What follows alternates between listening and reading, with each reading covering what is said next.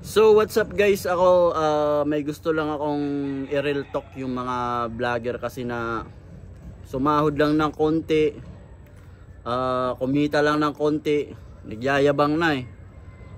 Nagpapatayo na ng iba, nagpatariles, nagpapatayo lang ng bahay.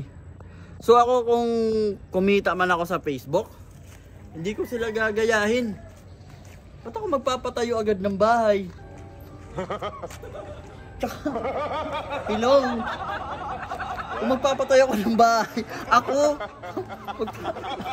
hindi ako mayabang. Ba't ako magpapatayo ng bahay? Yung iba may patutur pa sa kanilang bahay, pinagpapangga ng bahay, tinutur pa nila. So, ba't ko sasabihin, dalawang tatlong kwarto nito? Ba't ko sasabihin tatlong kwarto nito? Ba't ko sasabihin sa mga anak to, tapos dito sa guest room,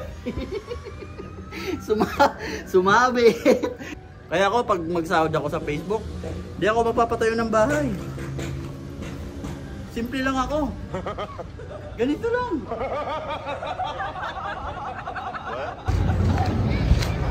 Sige. Shoutout sa inyo. Sa inyo na mga may na-achieve na sa buhay. Saan kayo dumaan?